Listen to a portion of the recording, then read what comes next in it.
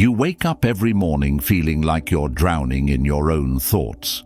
The weight of yesterday's failures crushes your chest before your feet even hit the floor. You look in the mirror and see someone you barely recognize, someone who's lost control, someone who's been letting life happen to them instead of making life happen for them. Sound familiar? That hollow ache in your stomach when you realize another day has passed without real progress. The frustration that builds like pressure in a kettle when you know you're capable of more, but somehow you keep sabotaging yourself. Here's the brutal truth. You're not broken, you're not cursed, you're not destined to live a mediocre life. You're simply operating with a mind that hasn't been trained for battle. The ancient Stoics understood something we've forgotten in our modern world of instant gratification and endless distractions. They knew that life isn't about what happens to you. It's about how you respond to what happens to you. Marcus Aurelius, the most powerful man in the Roman Empire, wrote in his personal journal, "You have power over your mind, not outside events. Realize this, and you will find strength." Imagine for a moment what your life would look like if you could flip a switch in your mind. If instead of being reactive, you became responsive. Instead of being a victim of your circumstances, you became the architect of your reality. Instead of feeling overwhelmed by your emotions, you learned to harness them like a rider controls a powerful horse. This isn't fantasy. This isn't positive thinking nonsense. This is the battle-tested wisdom of philosophers who faced plagues, wars, exile, and death, and emerged stronger. Today, I'm going to share with you 8 brutal Stoic rules that will fundamentally rewire how your mind operates. These aren't gentle suggestions or feel-good platitudes. These are surgical tools for cutting away the mental habits that keep you stuck, small, and suffering. But here's what I need from you. I need you to like this video right now if you're ready to stop making excuses. I need you to comment below with your biggest struggle so we can face it together. Share this with someone who needs to hear it. Subscribe to this channel if you're committed to your transformation. And whatever you do, don't skip any part of this video. Each rule builds on the last, and missing even one piece could cost you the breakthrough you've been searching for. Every second you hesitate to implement these rules is another second you remain trapped in patterns that don't serve you. Your future self is watching. Your family is counting on you. Your dreams are waiting. The question isn't whether these rules work. The Stoics proved that over 2,000 years ago. The question is, do you have the courage to apply them? Now let's get into it. Number 1. Accept what you cannot control. Dominate what you can. Right now, as you're listening to this, your mind is probably spinning with worry about 100 different things. Your boss's mood tomorrow, whether that person will text you back, if the economy will crash, if your health will hold up, if your kids will make good choices. Here's what's killing you from the inside.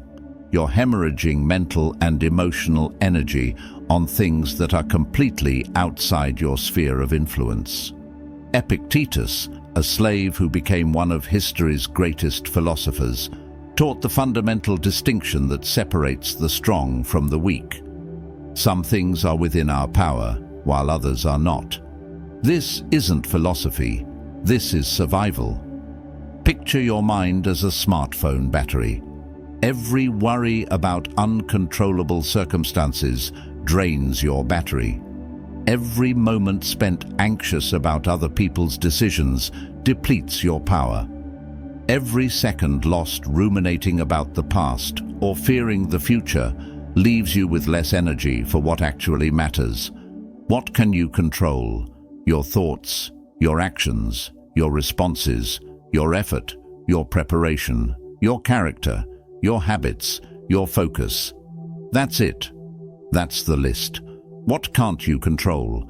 Other people's actions, the weather, the stock market, your past, other people's opinions, disease, death, traffic, the news, your boss's decisions, your ex's new relationship.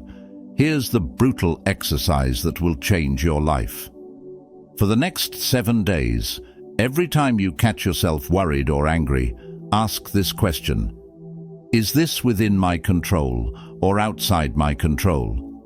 If it's outside your control, immediately redirect that energy towards something you can influence. Your relationship is struggling. You can't control your partner's choices, but you can control your own behavior, communication, and growth. Your career feels stagnant. You can't control the job market, but you can control your skills, networking, and preparation. Your health is declining. You can't control your genetics, but you can control your diet, exercise, and sleep. This isn't about becoming passive or giving up. This is about becoming a force of nature by focusing all your power on your actual sphere of influence. When you stop leaking energy on the uncontrollable, you become unstoppable in the areas that matter. The weak scatter their focus across 1,000 worries. The strong concentrate their force on what they can actually change. Which one are you? Number 2, embrace the obstacle as the path. That crushing setback you're facing right now, that obstacle that feels like it's going to destroy everything you've worked for. Here's what the Stoics knew that you don't. It's not blocking your path, it is your path. Marcus Aurelius revolutionized human thinking with 5 words.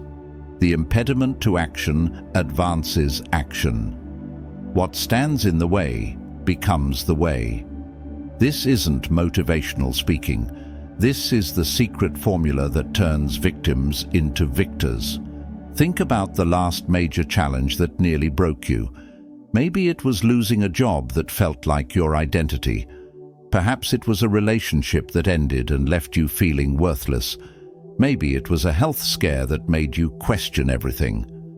Now, honestly, what did that experience teach you? How did it force you to grow? What strengths did you discover you had? What weaknesses did it expose that you could finally address? What priorities became crystal clear? The obstacle didn't just test you, it created you. Without that pressure, that discomfort, that forced adaptation, you would have remained exactly where you were, comfortable and complacent. Here's the mind shift that changes everything. Instead of asking, "Why is this happening to me?" start asking, "How is this happening for me?" Instead of, "What can I avoid?" ask, "What can I learn?" Instead of, "How do I get around this?" ask, "How do I go through this and emerge stronger?" Every obstacle carries within it the seeds of equivalent benefit. The job loss forces you to discover talents you never knew you had. The breakup teaches you to love yourself first. The business failure shows you what not to do next time. The injury makes you appreciate health like never before. But here's the catch: the benefit isn't automatic. You have to actively extract the lesson. You have to consciously look for the growth opportunity. You have to deliberately use the obstacle as training equipment for your character. The amateur sees obstacles as problems to solve. The professional sees obstacles as skills to develop. The Stoic sees obstacles as the very mechanism through which strength is built. Your current challenge isn't happening to stop you, it's happening to prepare you for what's coming next. The question is, will you let it defeat you, or will you let it develop you? Number 3, stop seeking approval and start seeking truth. You're killing yourself trying to be liked by people whose opinions shouldn't matter to you. You're twisting yourself into shapes that don't fit your soul, all for the fleeting approval of people who will forget about you the moment you're out of sight. Here's the brutal reality. The need for approval is a prison, and you're both the prisoner and the guard holding the keys. Every decision you make based on what others might think is a betrayal of your authentic self. Every time you stay quiet when you should speak up, every time you say yes when you mean no, every time you hide your true thoughts to avoid conflict, you're choosing comfort over character, and it's slowly eroding your self-respect. Seneca wrote, "Every new beginning comes from some other beginning's end." Your new beginning starts the moment you stop performing for an audience that isn't even watching and start living for the person who has to look at you in the mirror every morning. Think about the last time you changed your opinion, not because you learned something new, but because you wanted to fit in with the crowd. Remember that sick feeling in your stomach when you laughed at a joke you found offensive? That hollow sensation when you agreed with something you didn't believe? That feeling is your inner wisdom screaming at you to stop betraying yourself. Here's what seeking truth instead of approval looks like. You speak your mind respectfully but firmly. You set boundaries without apologies. You pursue goals that align with your values, not your need to impress others. You surround yourself with people who respect your authenticity, not those who require you to wear a mask. The people who matter don't mind your truth. The people who mind your truth don't matter. This isn't about being rude or inconsiderate. It's about being real. It's about having the courage to disappoint people rather than disappointing yourself. When you stop seeking approval, something magical happens. You start attracting people who actually like you, not the performance you've been putting on. You make decisions faster because you're not paralyzed by what others might think. You sleep better because you're not carrying the weight of pretending to be someone you're not. The approval of others is like a drug. The more you need it, the less satisfied you become. But living your truth, that's freedom. That's power. That's how you build unshakable self-respect. Number 4, practice negative visualization to appreciate what you have. You're addicted to taking your life for granted. Every morning, you wake up expecting your health, your family, your job, your home to just be there. You've become numb to the miraculous ordinary moments that make life worth living. The Stoics had a powerful practice called premeditatio malorum, imagining loss before it happens. Not to create anxiety, but to cultivate gratitude and preparedness. This isn't pessimism, it's wisdom. Right now, close your eyes and imagine waking up tomorrow to discover you've lost your sight. How would you feel about never seeing a sunset again, never watching your loved ones' faces, never reading another book? Now open your eyes. How do the colors in your room look now? How precious is this moment of seeing? Imagine your phone ringing with news that someone you love won't be coming home tonight. Feel that stomach-dropping moment of realization that your last conversation with them might have been about something completely trivial. Now think about them alive, healthy, probably doing something ordinary right now. How does that change how you want to spend your next conversation with them? This practice isn't about living in fear. It's about waking up to the abundance that already surrounds you. You're so busy chasing what you don't have that you're blind to the treasures you possess. Marcus Aurelius reminded himself daily, "Loss is nothing else but change, and change is nature's delight." Everything you have is temporary. Your health, your relationships, your opportunities, they're all on loan from the universe. Here's your homework. Once a week, spend 10 minutes imagining the loss of something you cherish. Your home, your mobility, your mental sharpness, your freedom. Then spend the rest of the week noticing how that thing shows up in your daily life. Watch how this changes everything. The annoying traffic becomes time to listen to music you enjoy. The ordinary dinner with your family becomes a celebration of being together. The mundane job becomes an opportunity to contribute and provide. When you regularly contemplate loss, you stop taking abundance for granted. You start seeing your current problems as the luxury they actually are. You realize that your worst day is still someone else's dream life. Most people sleepwalk through life, only waking up when tragedy strikes. Don't be most people. Wake up now, while you still have everything to be grateful for. Number 5. Control your morning. Control your life. Your morning routine is a prophecy of your entire day, and most people are prophesying chaos, reactivity, and mediocrity before they even get out of bed. You grab your phone before your feet hit the floor, immediately flooding your barely conscious mind with other people's problems, opinions, and agendas.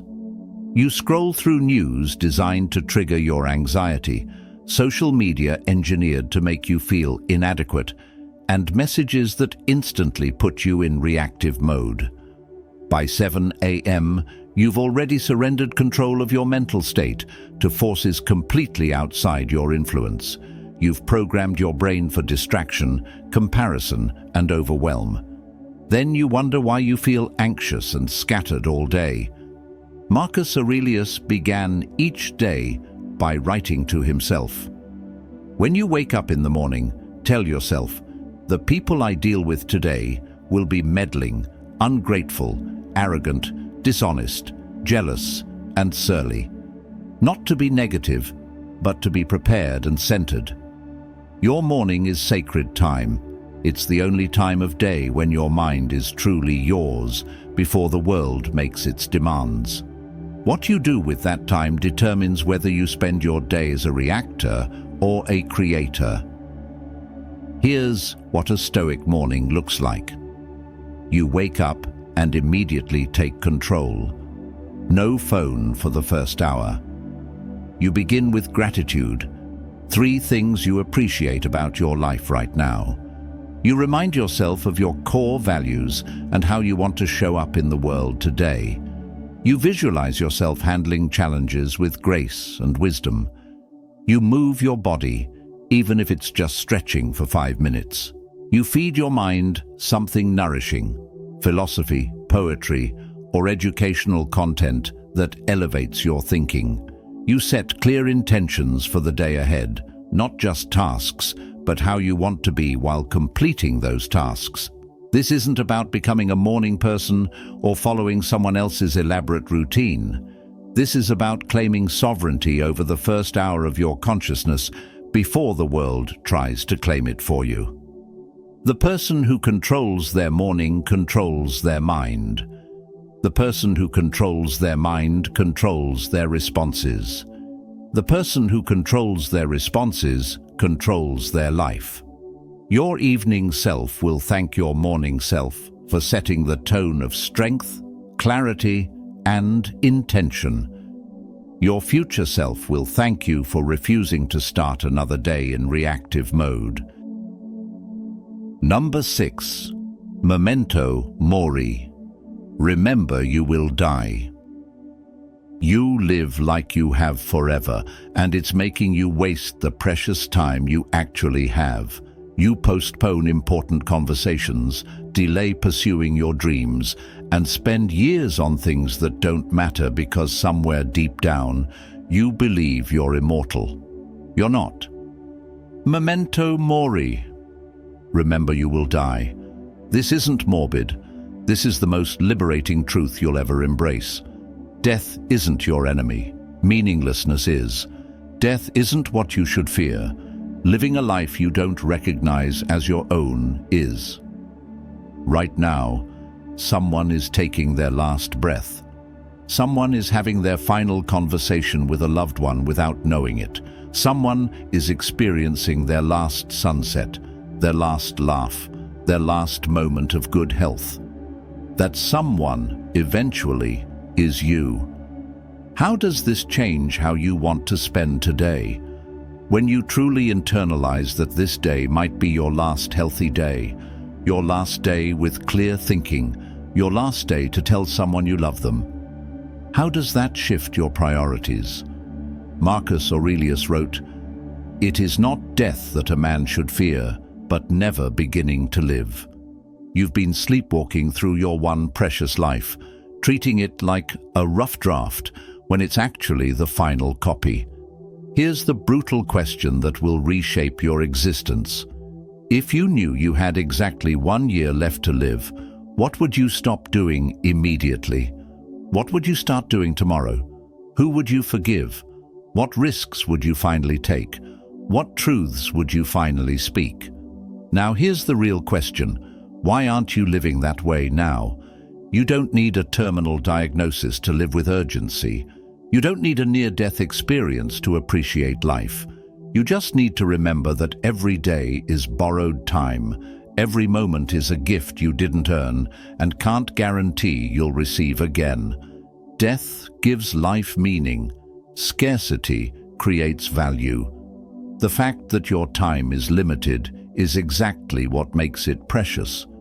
When you live with death awareness, you stop wasting energy on petty grudges.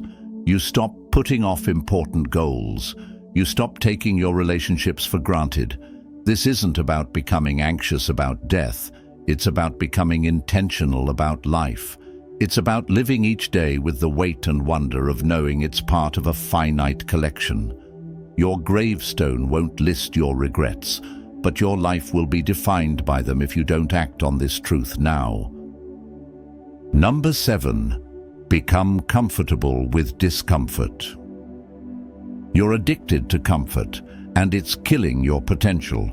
Every time you choose the easy path, the familiar option, the comfortable decision, you're choosing to stay exactly where you are instead of becoming who you're capable of being. Your comfort zone isn't comfortable, it's a prison with invisible bars. You've become so afraid of discomfort that you've made being stuck your default setting. You avoid difficult conversations, skip challenging workouts, postpone scary opportunities, and wonder why your life feels stagnant. Epictetus taught his students to voluntarily embrace discomfort. Set aside a certain number of days during which you shall be content with the scantiest and cheapest fare, with coarse and rough dress, saying to yourself the while, "Is this the condition that I feared?" This isn't masochism, it's training. Just like a muscle gets stronger when you stress it with resistance, your character grows stronger when you voluntarily expose it to difficulty.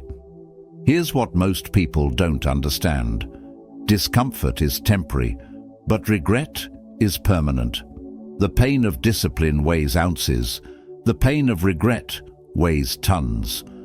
Every time you avoid short-term discomfort, you're signing up for long-term suffering. Think about the most successful people you know.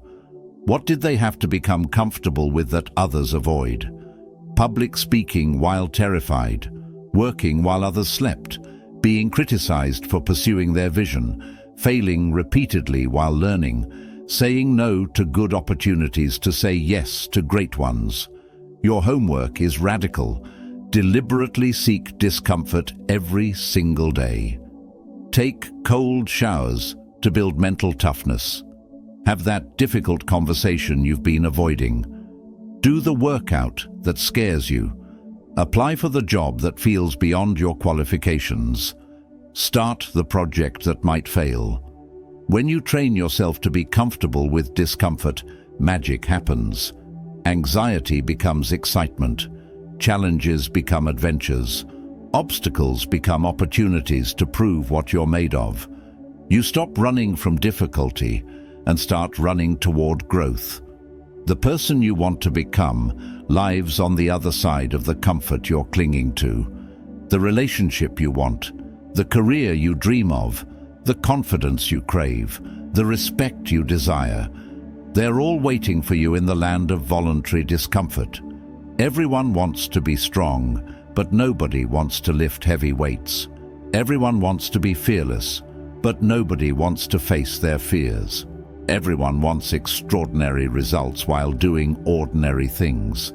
Don't be everyone. Be the person who does what others won't, so you can have what others can't.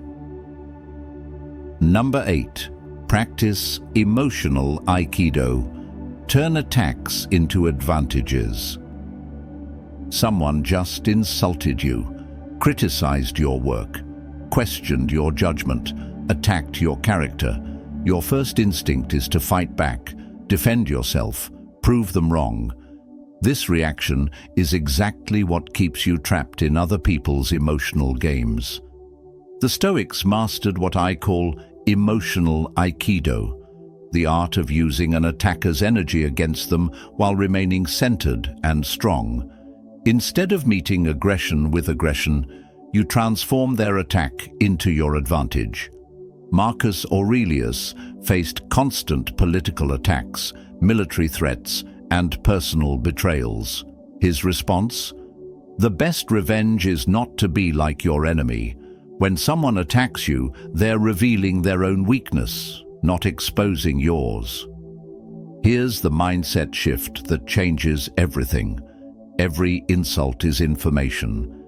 Every criticism contains a kernel of truth you can use to improve or complete nonsense you can ignore. Every attack is an opportunity to practice grace under pressure. When someone tries to make you angry, they're giving you their power. When you react emotionally, you're accepting their gift and letting them control your state. When you respond with calm strength, you keep your power and often leave them confused and deflated. Here's your new protocol. When attacked, pause, breathe. Ask yourself 3 questions. Is there any truth in this that I can learn from? What does this attack tell me about them? How can I respond in a way that reflects my character, not their provocation? Sometimes the most powerful response is no response. Sometimes it's a simple, thank you for sharing your perspective.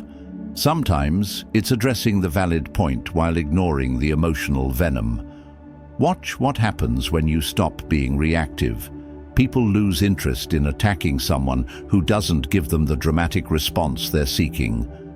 Your energy stays yours to direct toward your goals instead of being drained by defending your ego.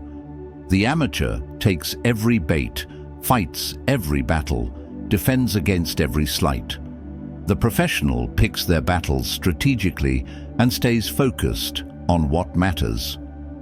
The Stoic warrior understands that the greatest victory is maintaining inner peace while others lose their composure. Your reaction to criticism reveals more about your character than the criticism itself.